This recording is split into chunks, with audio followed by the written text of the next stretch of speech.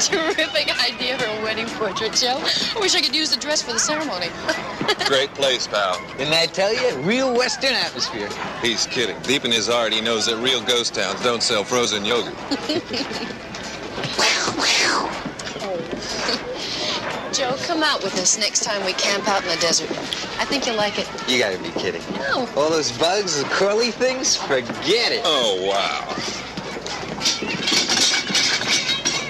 Come on, Trigger. You know, I've never understood your obsession with the Old West, all this cowboy business. Well, I'm from Burbank. Sam, I'm from Burbank. How come I turned out to be James Cagney and you ended up the Cisco Kid? You expect a joke, but I'll give you a serious answer. I think it has something to do with going back to a time when you could tell the good guys from the bad guys. And when you counted on tomorrow being better than today. Oh. Don't believe a word of it. He thinks Western shirts makes his shoulders look bigger. Oh, yeah? Ooh. Oh, will you cut that? Hey, here comes the bus! Get out!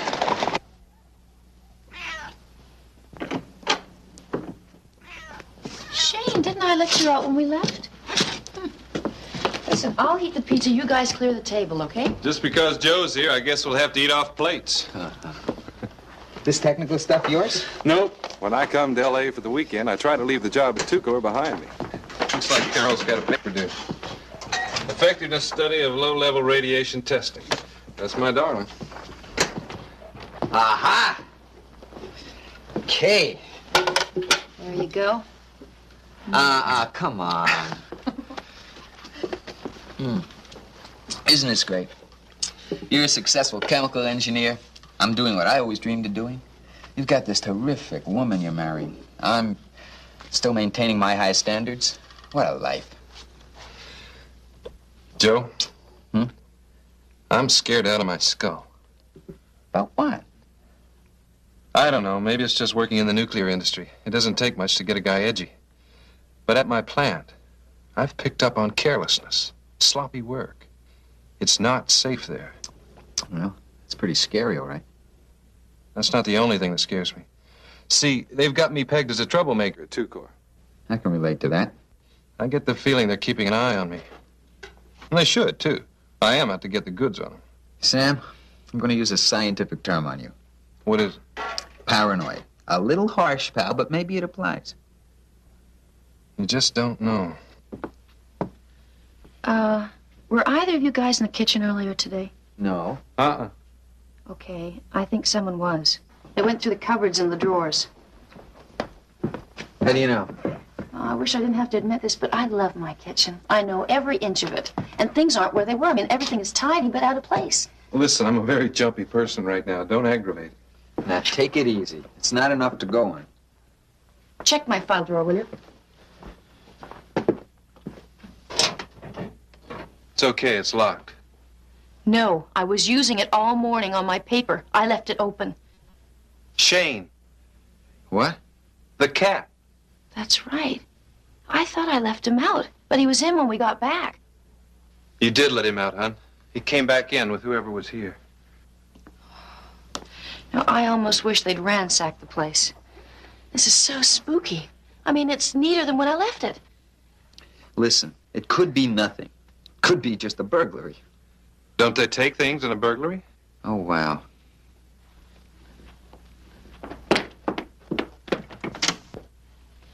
I know. But we have to do something. Maybe we should call the cops. For what, breaking and tidying? I'm talking about a chemical plant where radioactive liquids are leaking out of pipes and buckets are put down to keep the stuff off the floor. Open buckets. You got pictures of that? No, but I saw it. Do you realize how toxic that stuff is? A particle of plutonium the size of a speck of dust can cause lung cancer if you inhale it. Tell them about the boots. What's that? The crew has issued work clothes, which they're supposed to keep at the plant so they don't contaminate anything when they leave. Right. Well, part of the uniform is boots.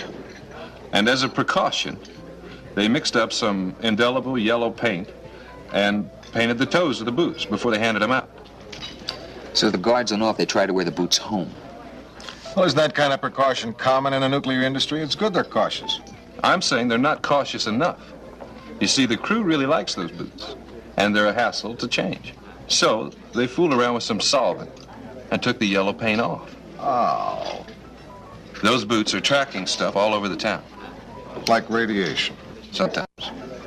See, you set up safeguards, but somehow there always seems to be a way around them. You've heard about Murphy's Law. Anything that can go wrong will? That's it. Well, Murphy's Law is kind of the watchword for the nuclear industry, too. But even with so much caution, incidents happen all the time. Listen, Sam, I can tell you know what you're talking about. Still, you seem kind of hostile toward your industry. No, I'm not. Just the abuses. Lou, ever since they had me read Our Buddy the Atom in 4th grade, I've been studying nuclear power. I'm committed to it. But then why? Because if we don't do it 100% right, it's not going to be worth it. I'm an optimist. I think if we can figure out how to split the atom, we can also figure out how to protect ourselves from it. What about the government? You gone to them for help? Sure, I have. But the only person who'll answer my phone calls is Bob Phelps, a congressman from a district around here. If the Trib is interested, I'd sure like you guys to have it. Maybe if it's in the press, we can get some action. Are we interested, Lou? We have some evidence we are. You mean like company records? Yeah, records, interoffice memos, photographs. Something tangible for the charges we're going to make. You think you can try to get that for us? You bet. How much time have I got? Take all the time you need. I have a feeling this is one story that isn't going to go away. I didn't even get to tell him most of it. Joe's editor just said, get going. He wants evidence. Maybe now we'll get somewhere. Vitamin C? Yeah, right. I hate leaving you here alone. Don't worry about me. Whoever broke in is going to be following you all the way back to Las Tunas. Yeah, right. Me and my shadow. Maybe we'll finally get to the point where we can carpool. Very funny. Well, it is a terrible waste of gas. As a member of the energy industry, I kind of feel an obligation. This is not a million laughs, huh? What happens when the story breaks? You're going to get fired, you know. I didn't even think of it before. Of course, with my background and all, the years of study, it shouldn't be too hard to find something. Gunslinger. Cattle rustler. What the heck? Robber baron. You'll love me in mutton chops. I'll even love you if you decide against taking on that entire company on your own. Not a chance. This is going to be good. Sam, don't go. Man's got to do what he's got to do. Carol, don't worry.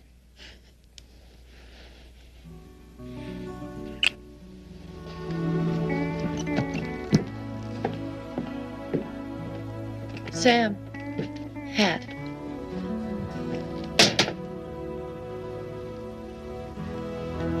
So long, man. Hope you don't mind Rossi giving Sam Beecher your private number. He's spooked about people listening in. That's why it's a private number. Hey, listen, are you sure about this fella's credentials? I mean, I don't want us being shills, you know, for the anti-nuclear people. As far as I can tell, the kid's really committed to nuclear energy. He's just interested in safe conditions where he works. Am I late? No, nothing yet. A stupid librarian couldn't find the file on plutonium. Turns out he had it under platinum. Charles Hill. Hello, Mr. Hume. This is Sam Beecher. Is Joe Rossi there? Yeah, Mr. Beecher. Listen, I'm going to put you on conference call. Both Lou Grant and Rossi are here. We're on. Hi, Sam. What you got? Hey, Joe. Listen, this is bigger than I thought. Can you come out here to see me? Las Tunas? Sure. No. I'm in a little town called Juanita. It's just inside the California state line. I'm staying at the Juanita Motel on Highway 9. How soon can you make it?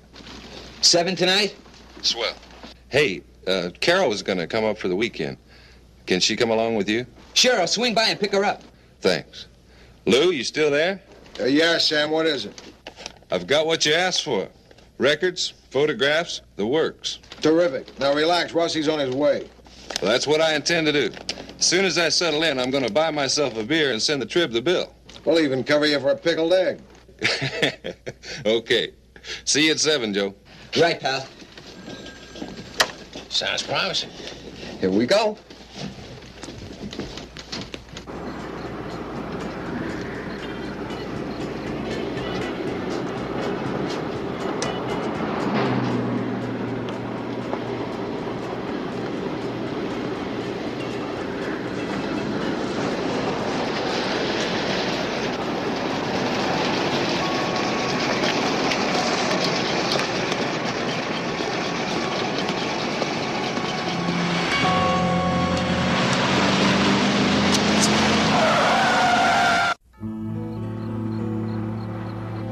Thank you. Nada. Not even married yet, and I'm checking the bars for it. Give me the next one. Okay. Wendell's Bar and Grill. 645. Look, why don't we just call the cops? Cops? Why? What could happen in a town this size? Well, you know, Sam, maybe you had to shoot it out with a local hired gun. Well, I guess it couldn't hurt to call. I'm gonna make some coffee. You want some? Sure.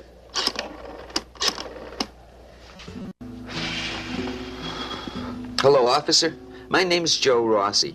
Look, we've been waiting for a friend, and he's very late, and we thought maybe you could tell us if there had been any accidents or anything in the past few hours. If he's in the drunk tank, I don't want to know. Well, if I give you his name, would you confirm it? Sam Beecher. He's from Las Tunas. What kind of accident? Okay, right away. I hope they didn't give him any medication. Where is it? Sam's allergic to penicillin, you know, and he never wears that little ID bracelet I gave him.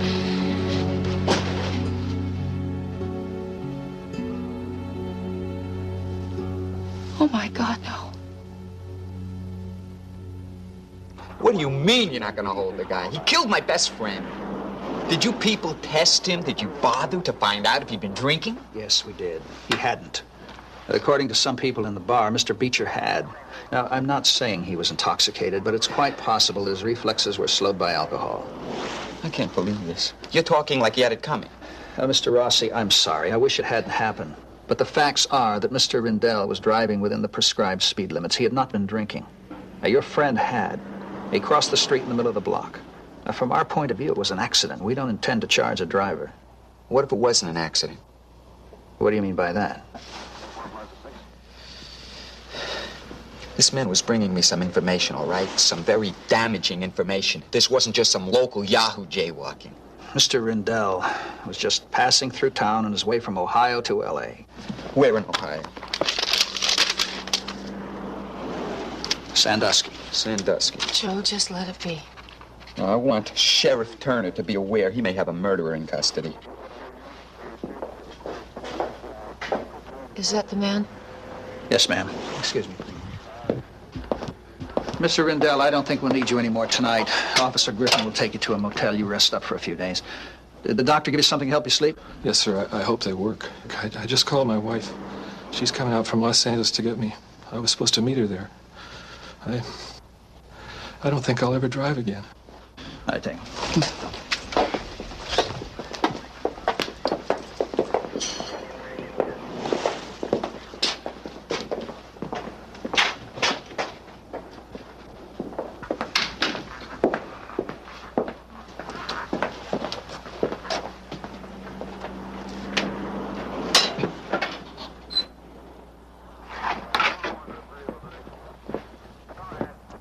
These are Sam's things.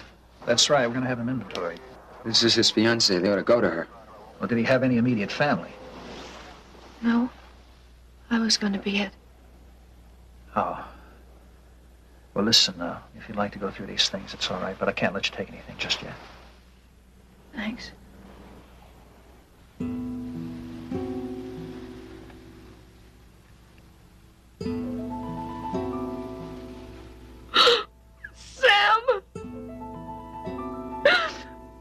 I don't think I'm going to be able to take this. Come on, miss. I live right next door. My wife will stay with you. She'll be all right. Why does this have to happen? It's okay. You just let her out.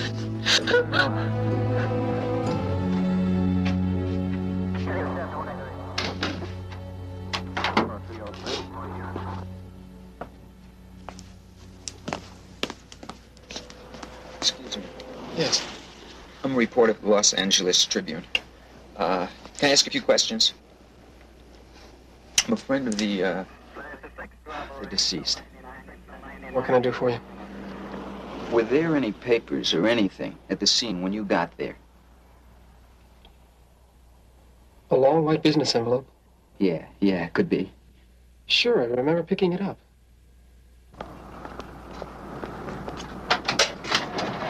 I know, I put it in here. Just a regular white envelope, right? I don't know. Sam didn't tell me. Where is it? Could you have dropped it when you moved him into the hospital? Who knows? We're gonna hurt trying to save a guy's life. I know, I put it in here. Well, it's gone now. Rossi, I'm not pulling you off for good, but you're not in any shape to be working. No way, Lou. I've got to find those papers. Let me send someone down to work on it for the next few days. If you do that, Lou, I'll quit. So help me. I'll do this work freelance if I have to. I mean it, Lou. Please. Okay. At least we can help you on this end. What do you need? Can somebody do some checking on the guy who hit Sam? His name's Howard Rindell. R-I-N-D-E-L-L. Ohio license number YL38B6. Says he's from Sandusky. First thing in the morning. What else? Nothing tonight. Lou? Yeah. I feel like I've got a hole in my chest, about 12 inches around. Oh, Joe. I know. I'm sorry. Get some sleep. Thank you, Lou. I will. Okay. Good night.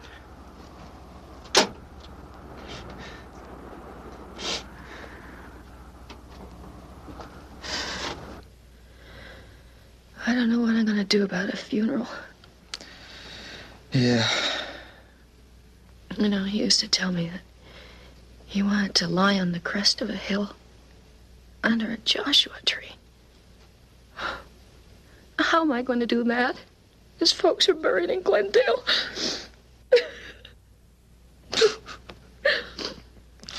That sounds just like Sam. He liked to make it tough on us, didn't he? Always putting his friends to the test. You never let him down. I did. Lots of times.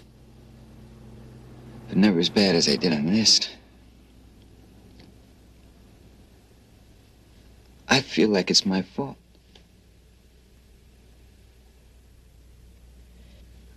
I brought him into my editor.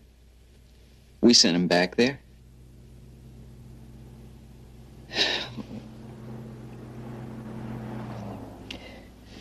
It'd be nice if you tell me it's not my fault. Of course it's not. You know, if it had been any other time, Sam would have taken the story somewhere else.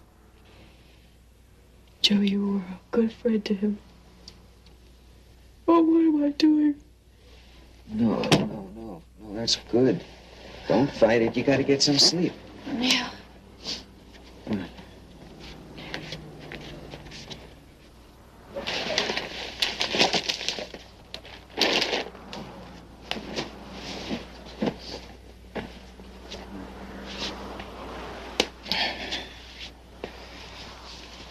Go. And the other. All right.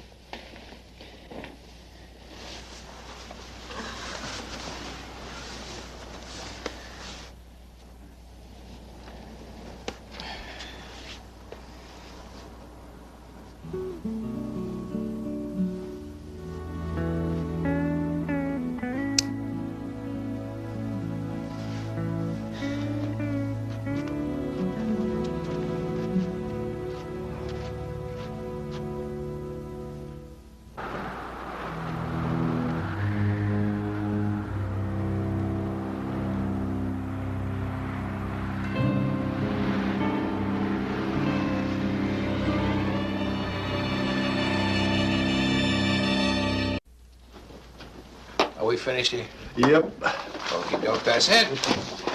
Charlie, I'd like clarification on something. Sure. The story I hear Lou's doing on nuclear safety? What about it? Well, the plant you're investigating is Tucor. Well, it's out of state, isn't it? And I hear you've got Rossi assigned to it? Looks to me like a national story. Las Tunas is hardly within the greater Los Angeles metropolitan area. And giving you the benefit of the doubt, Lou, it looks like you're on my turf. Listen, this started out as a very low percentage story. Rossi dug up the source, and I let him take a chance on it. We had no idea it was going to break into something this big. Oh, now that it has, I think my man should take over. He's been covering the Nuclear Regulatory Commission. He knows the background. And he's the one to run with it. No, he's not. We developed the story. We're doing the story. Come on, Lou. There's no reason for this to be a Metro story. Hey, a week ago, I couldn't have given you this idea gift wrapped. Now Rossi's source is dead. There's a possibility it's murder, and suddenly you're talking about your turf. I'll tell you something, Jim. I sent Sam Beecher into a dangerous situation. Today he's lying in the morgue in some godforsaken desert town, and I'm feeling very responsible. I'd like to see somebody try to take that story away from me. That clarify things for you, Jim?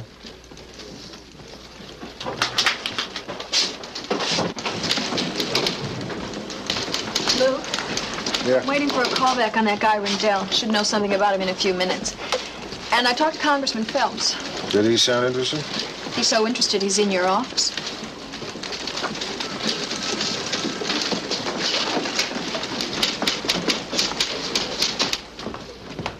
Congressman Phelps. Please, Bob. Good to see you again. Yeah, Lou, when was the last time? That day the Vikings beat the Rams. In all that rain and mud. What a beautiful day. I keep forgetting you're from Minnesota. Glad you stopped by. Sit down, sit down.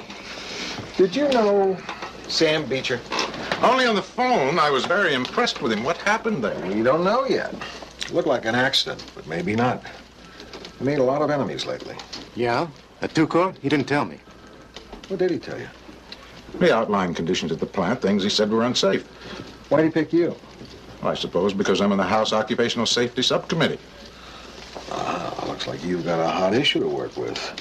All these issues are hot. We just don't know enough about the long-term effects of a lot of these chemicals we're making. Not only the radioactive stuff.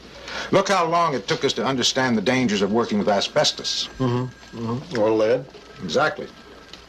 And Tucor. Talking deep background, okay? Okay.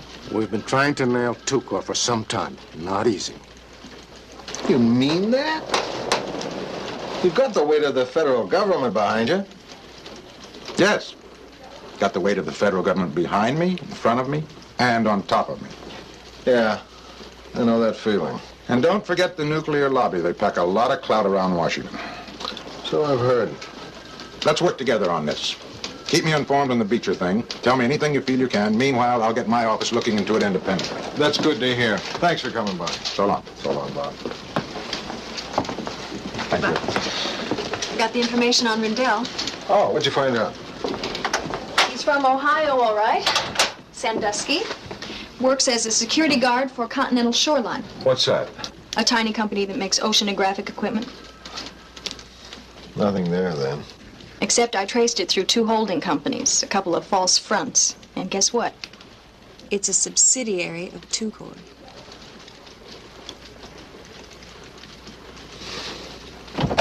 Hi. We're still being watched. I saw the guy again just now. Forget about getting corned beef in this town. You're getting ham and cheese on white. Thanks, I'll take anything. Oh, someone's heading our way. He's coming to the door. What's he look like? Big, weird looking. What'll we do? If he wants a confrontation, I'll give him one. Keep out of the way.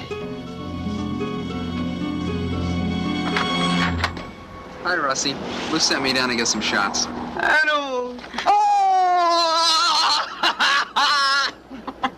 Why didn't anybody tell me you were coming? We were scared stiff. Probably because Lou sent me here to look out for you, and he didn't want you saying no. Does me being here bum you out? Are you kidding? Animal, this is Carol. He's one of the photographers at the Trib. How'd he do? Carol's my friend Sam's fiancée. Oh, hey, I'm sorry. Listen, there's something else. Lou didn't want to give you this on the phone, just in case, but Billy found out something heavy. That guy that was driving the car, Rendell? Yeah? He's tied to Tucor. Oh, no. I was praying it was just an accident. Animal, you came at just the right time. There's some big, strong-armed jerk been watching Carol and me. I'm gonna find out what his game is right now. Keep an eye on me.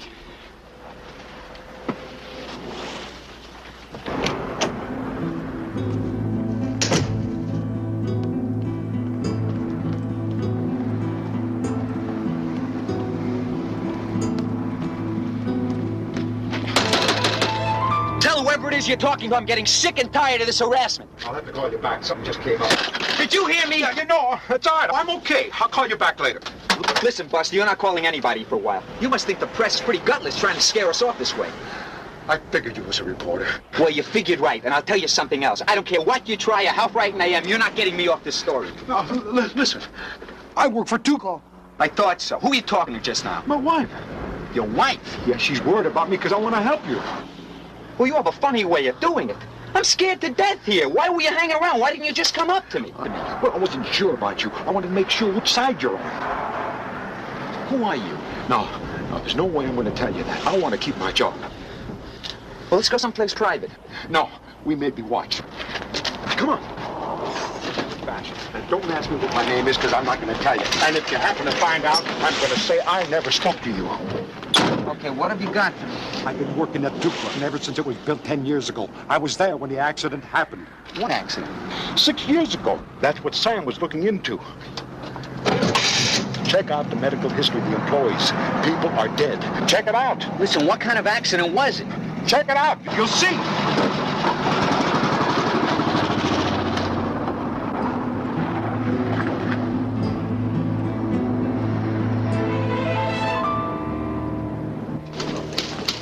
Guess what?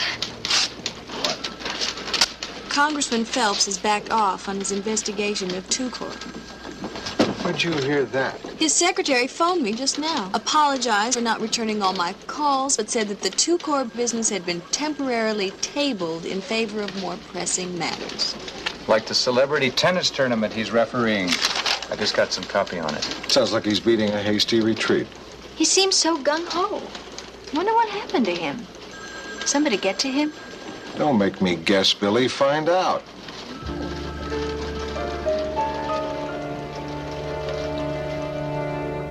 How come you stayed here in Las Tunas after your husband died? Tucor saved us, Mr. Rossi. We had 4 little kids. Heather was just a baby then. And after Alan died, we almost lost the house. That was back in August of '72, right? Yeah. Right at the hottest time of the year. Do you remember an accident at Tucor earlier that year? Oh, do I remember? I could give you the date. Alan said it was nothing to worry about. But when they come rushing into your house and strip the sheets off your bed and the clothes out of your closet, well, you don't forget something like that. They really did that? Took your sheets and all? Oh, yes. And no explanation. But Alan asked me to trust him, that it was just a false alarm, and we had not been contaminated. So I did. But it was never the same after. You married, you mean? Oh, everything. Alan just got more and more depressed. He was obsessed with the idea he had cancer, and he was going to doctors until he died. So he was right then. He got cancer. Oh, no. No, Alan shot himself. Suicide. Oh. That's why the insurance company wouldn't pay off our policy. But Alan's boss at Tucor, he said we'd be provided for, and he kept his promise. He said the company felt bad, seeing how much pressure Alan had been under, and I tell you, Mr. Rossi, I'm grateful to them for life. Where's Lou? He's down in composing. Rats. I'll leave him a note. But I would love to see his face when he reads this. I just learned why Congressman Phelps put a stop to the Tucor investigation. Found out his grandma had her family fortune tied up in the stock, right? No, better. Or worse. I just got word from a very disappointed member of his staff. He says the congressman got mixed up with a $50 hooker who had a tape recorder and enough business sense to use it. Tucor's got the tape. Uh-huh. Or a friend of theirs in Washington does. So now Phelps is worried about his own occupational safety for a change. Boy, oh boy. The guy falls victim to the oldest trick in the book. How could he be so dumb? Poor bugger. Billy.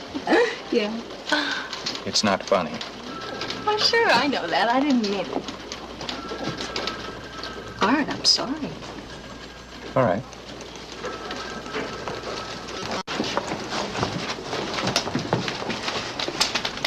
I'm sorry. I'm sorry. I'm sorry. I wasn't with Two-Court at the time of the incident you mentioned, Mr. Rossi, but I've pulled the files. Just exactly what happened? As I understand it, there was some leakage of radioactive materials and certain low-level contamination of some employees.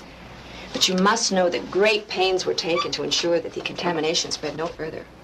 Isn't it true that 3 of your workers died of cancer after that accident? That's not statistically abnormal. Does it surprise you to learn that the people who work here are susceptible to the same diseases as everyone else? You know, one of these men had lung cancer. Heavy smoker. And one had cancer of the pancreas, the other cancer of the liver. Well, I'm afraid that's just not unusual. It would be if they were on the same crew when the accident happened. Perhaps. But we'll never be able to test your thesis. All of the workers rotate throughout the plant. How about injury to the temporary employees? Day workers? What about them? I understand you use high school boys and migrant workers for particularly hazardous jobs. Well, I don't accept your choice of the words particularly hazardous, but yes, we do hire boys for a day or two, if they're 18. And they can be subject to a year's worth of radiation in a single day, right? Is that why you try to find new people? That's generally right. Generally right? Where specifically am I not right? I don't want to be inaccurate. No, you're not inaccurate. Okay. These day workers, these kids, how many of them were involved in the 72 accident? I don't have any idea. We don't keep a medical file on the day workers. So there's no way to know what happened to them? As a doctor, don't you find that disturbing? I'm sorry, Mr. Rossi. It's just typical of the way things are done around here. The bureaucratic mess in this place would depress a postal worker.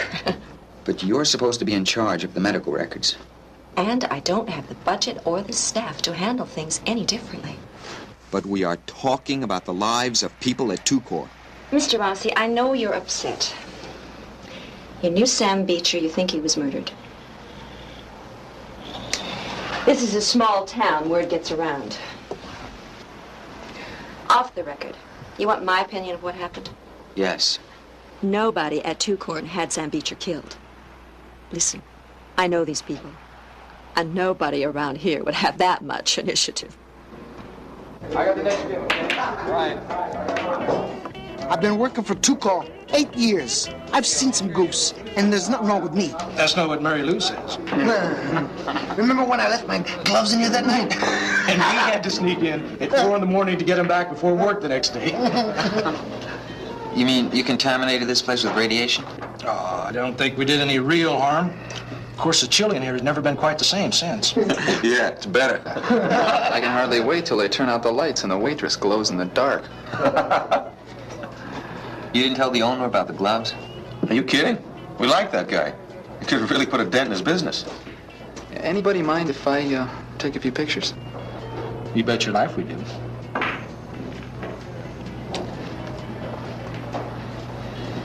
What about the accident back in 72? What about it? Here it was pretty bad, but nobody wants to talk about it. Why should we? You see, your average guy doesn't understand. He panics. We work around it every day. We know how to handle it. It doesn't bother us. But Two-Court, doesn't your employer have a duty to see you guys have a safe place to work? You know what this place was like before Two-Court came here? Just a pitiful little hellhole. When the interstate bypassed us, it looked like we were doomed. And suddenly this plant is built, and we got ourselves some action. Place to work, money to spend in bars like this one. And a pretty decent school system, thanks to the taxes that Two-Court pays. I got kids to think of. Don't you worry about them getting contaminated over a long period of time? No. I worry about keeping them fed. You know what really gets me? Disloyalty. Bite in the hand that feeds you. What are you talking about? I'm talking about people trying to destroy a company from within. He's talking about Sam Beecher. If you ask me, we're better off without him. Sam was trying to help you. I say anybody who comes into town tries to shut this place down, to stop our paychecks, he's asking for trouble.